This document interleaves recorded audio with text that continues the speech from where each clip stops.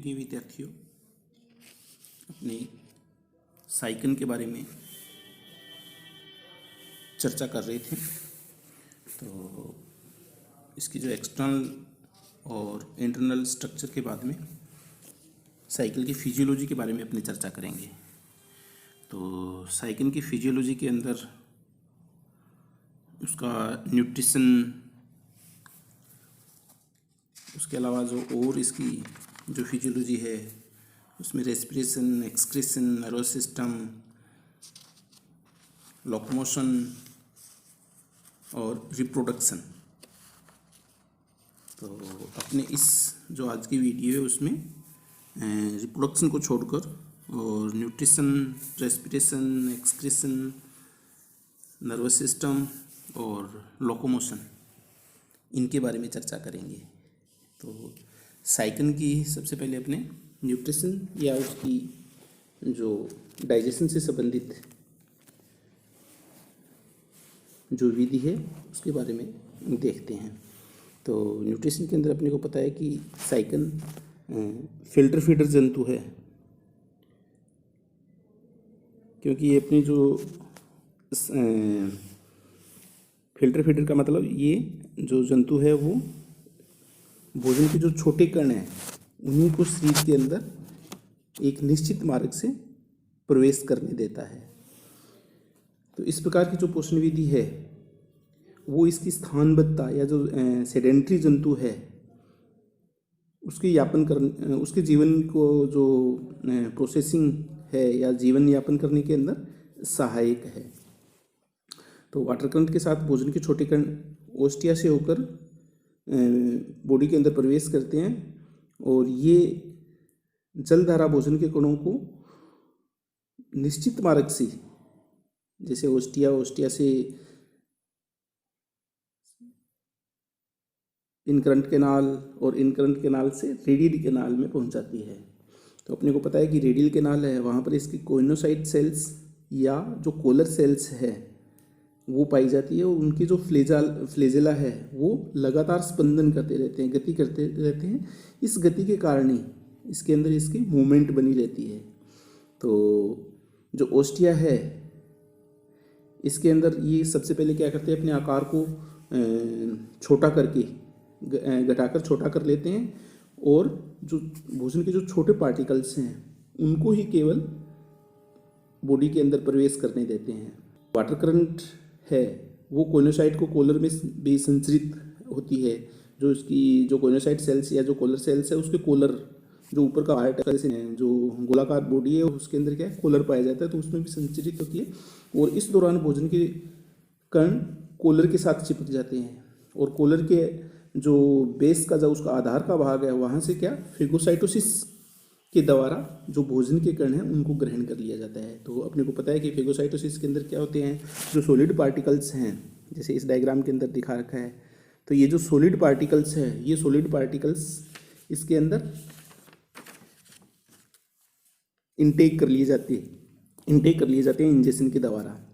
तो भोजन करने के पश्चात, ग्रहण करने के पश्चात कोइनोसाइट सेल्स या जो कोलर सेल्स हैं वो उनके अंदर फूड वेहिकल्स का निर्माण हो जाता है। और साइकिल के अंदर इंट्रासेल्यूलर डाइजेशन होता है, कोशिकाओं के अंदर डाइजेशन होता है। तो इसे अपने क्या कहते हैं, इंट्रासेल्यूलर डाइजेशन। कोइनोसाइट में सबसे पहले क्या होता है, उसका आंशिक पाचन होता है कोइनोसाइट सेल्स या जो कोलर सेल्स है उसके अंदर।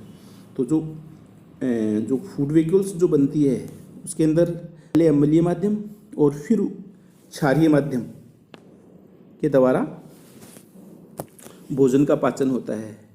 तो जो कोइनोसाइट सेल्स है वहाँ पर क्या होता है, भोजन का आंशिक रूप से डाइजेशन हो जाता है और ये आंशिक रूप से पचा हुआ भोजन आगे इसकी जो अमीबोसाइट सेल्स, जैसे नीचे इसके अंदर कोइनोसाइट सेल्स के नीचे अमीबोसाइट सेल्स दे रखी है, तो ये आंशिक पचा हुआ भोजन है वो अमीबोसाइट सेल्स है उसके अंदर स्थानांतरित कर दिया जाता है। और फिर ये जो अमीबोसाइट सेल्स है इनके अंदर क्या होता है, भोजन का कंप्लीट डाइजेशन हो जाता है यहाँ पर। और ये जो अमीबोसाइट सेल्स है अपने को पता है कि भ्रमणशील है, गतिशील है ये, तो लगातार इसके अंदर मूवमेंट होती रहती है, एक स्थान से दूसरे स्थान तक चलती रहती है। और जो ये कंप्लीट जो डाइजेस्टेड मटेरियल है या जो डाइजेस्टेड फूड है वो शरीर की विभिन्न कोशिकाओं के अंदर वितरित कर दिया जाता है, जहाँ पर उनको एनर्जी की आवश्यकता होता है।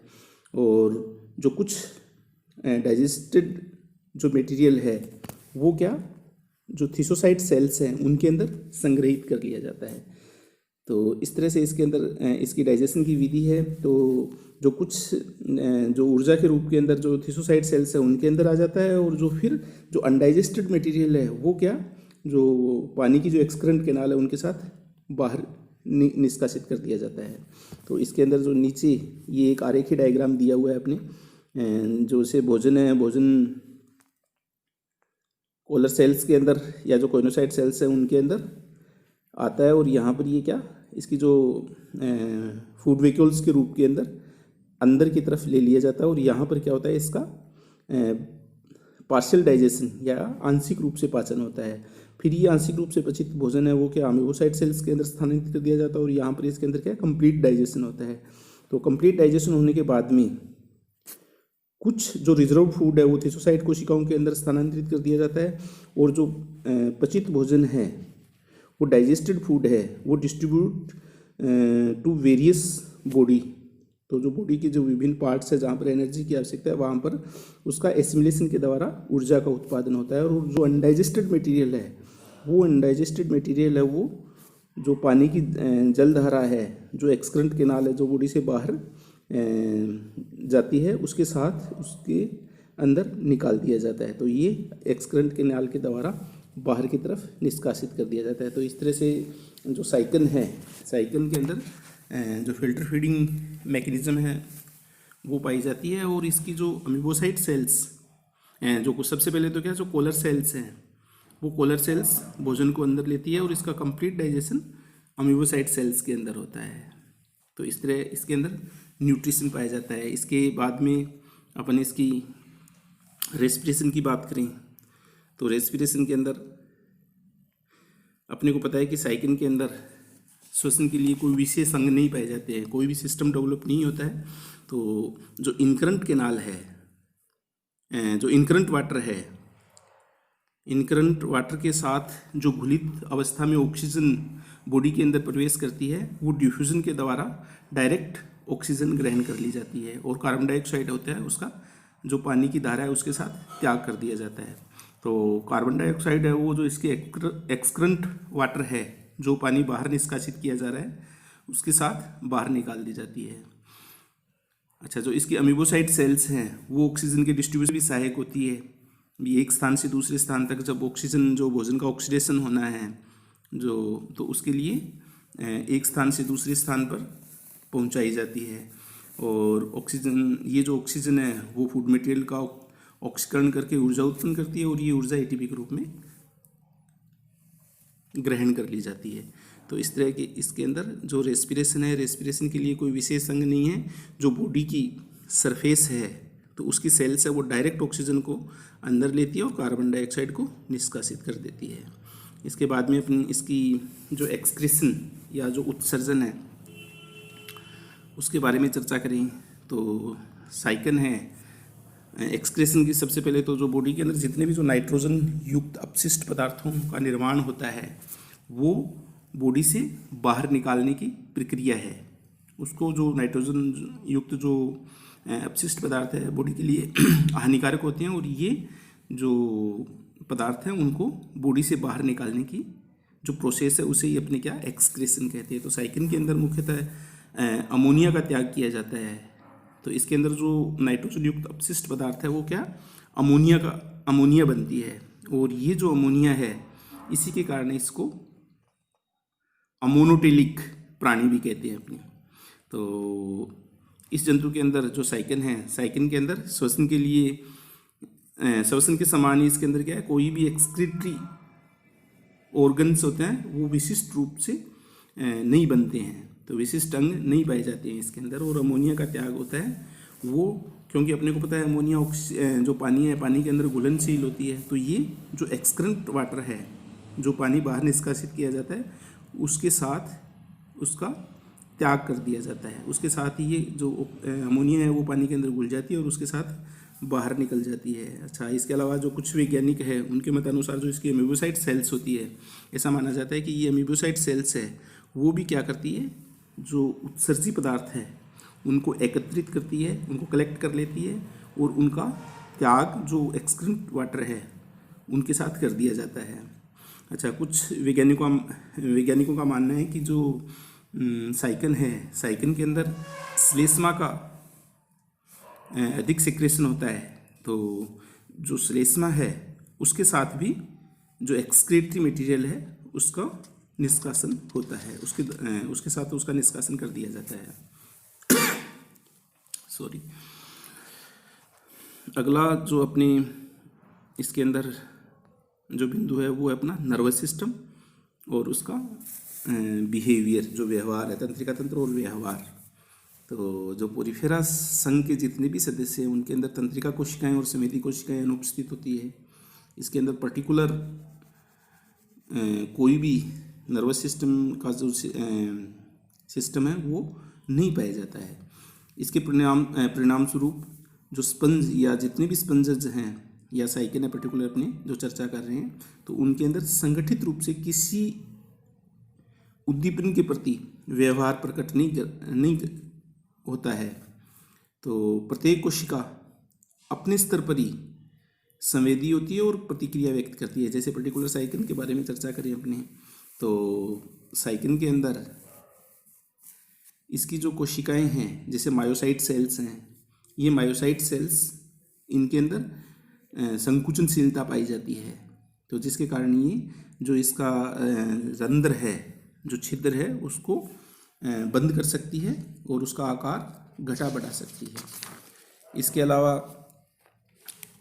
अपने एग्जाम्पल के अंदर बात करें तो साइकिन को अगर पानी से बाहर निकाल दिया जाता है तो ये अपने आप को जो बॉडी होती है उस बॉडी को संकुचित करके छोटा कर लेता है, सिकुड़ लेता है उसको। और इसके अलावा इसके अंदर जो साइकिन को अगर अपन पानी से बाहर निकाल देते हैं तो इसका जो ओस्कुलम होता है वो बंद हो जाता है। इसका मतलब उसके अंदर भी वही उसकी जो मायोसाइट सेल्स पाई जाती है तो वो क्या करती है, उस छिद्र को बंद कर लेती है। अच्छा, ये जो साइकिन है वो प्रकाश, लाइट, केमिकल और जो टच के प्रति क्या करता है, बहुत मंद प्रतिक्रिया व्यक्त करता है। तो इसके अंदर स्लो रिस्पॉन्स आता है। अच्छा, कुछ वैज्ञानिक जैसे ऑटोजेट ने इस पर अधिक कार्य किया है, तो उनके मत अनुसार इसके अंदर क्या होता है, एक कोलेनोसाइट सेल्स पाई जाती है, अपने को पता है इसके अंदर। और ये कोलेनोसाइट सेल्स होती है वो क्या होती है, तंत्रिका कोशिकाओं के समान कार्य करती है, संवेदनशील है वो। तो ये जो कोशिकाएं हैं जैसे ये डायग्राम के अंदर दिखाया गया है, जो रेड कलर की है ये क्या है, इसकी कोलेनोसाइट सेल्स है। ये कोलेनोसाइट सेल्स इसकी जो कोलर सेल्स या जो कोइनोसाइट सेल्स है उसको पिनेकोसाइट्स और मायोसाइट्स उनको जोड़ने का कार्य करती है। तो इसके अंदर इसके कारण क्या होता है, एक नेट का निर्माण या एक जालक का निर्माण हो जाता है। और ये जो जालक है वो क्या है, ऐसा माना जाता है कि सेंसरी होता है, संवेदनशीलता इसके अंदर पाई जाती है। जो जैसे मायोसाइट सेल्स है या जैसे इसकी बाहर की जो पिनेकोडर्म सेल्स है वो संवेदी होती है। तो ये इनके अंदर जो संकुचनशीलता है वो इसके कोलेनोसाइट सेल्स है उनके द्वारा होती है। अच्छा, इसके अलावा अपने अगर इसकी मूवमेंट या जो लोकोमोशन है उसकी चर्चा करें तो अपने को पता है कि स्पंज है वो कौन से स्थानबद्ध या सेडेंट्री जंतु है और इनके अंदर लोकोमोटरी ऑर्गन होता है वो एब्सेंट होता है, नहीं पाया जाता है इसके अंदर। इसके कारण ये जंतु एक स्थान से दूसरे स्थान पर गमन नहीं कर सकते। ये किसी भी आधार या जो बेस है उससे चिपके रहते हैं। इसके शरीर की जो बाहरी सतह है उसके अंदर संकुचनशीलता पाई जाती है और ये संकुचनशीलता है वो क्या, इसकी जो एक्सोपिनेकोडर्म है उसके कारण होती है। और इनकी जो कोशिकाएं हैं उनके अंदर अमीबीय गति होती है, सेल। तो ये इसके अंदर जो जंतु है उनके अंदर लोकोमोटरी ऑर्गन होता है वो एब्सेंट होता है, नहीं पाया जाता इसके अंदर। तो ये इसकी फिजियोलॉजी है। और इसके बाद में अपने इसके अंदर रिप्रोडक्शन या और लाइफ साइकिल, ये 2 पॉइंट है। तो इसके बारे में अपने नेक्स्ट वीडियो के अंदर चर्चा करेंगे। Thank you.